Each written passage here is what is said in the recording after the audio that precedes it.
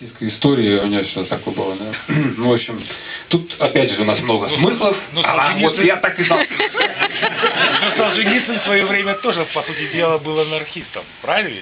Ну, все нормальные люди рано или поздно становятся анархистами.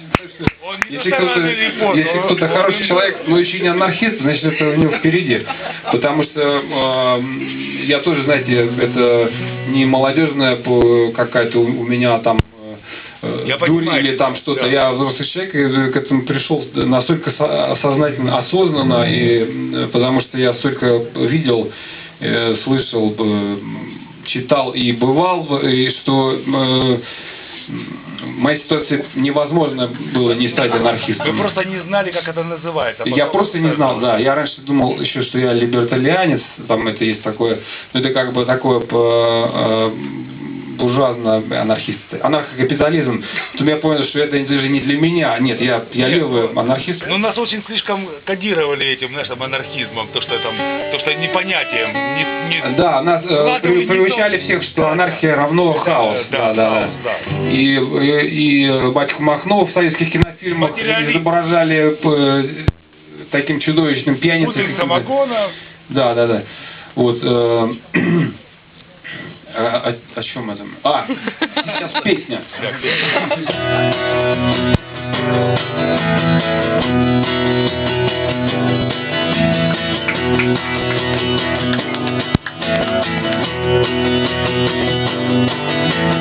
За окном падает первый снег. Ты уснешь в городе больше всех. То ли обратно, то ли туда.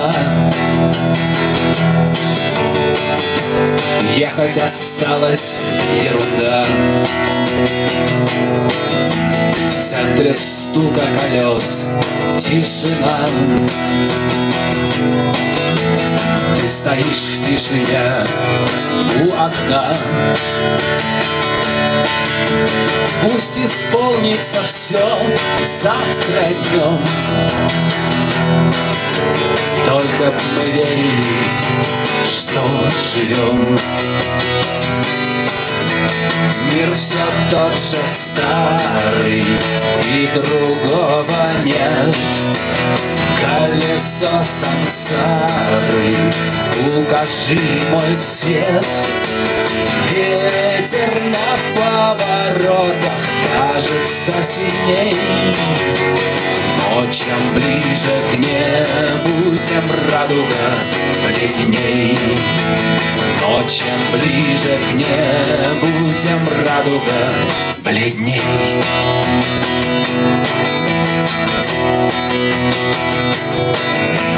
День идет голодом и судьбой. Ты уйдешь вслед за ним, словно в бой. И возьмешь солнце в свет под усы. И зазвенят в вышине улицы.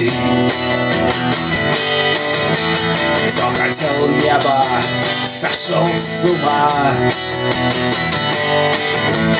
Кто хотел мира, тому тюрьма. Кто хотел воевать, стал в стене. Остальным радуга в тишине. Мир все тот же старый, и другого нет. Колесо сансары, укажи мне цвет. Ветер на поворотах кажется сильней. Но чем ближе к небу, тем радуга бледней. Но чем ближе к небу, тем радуга бледней.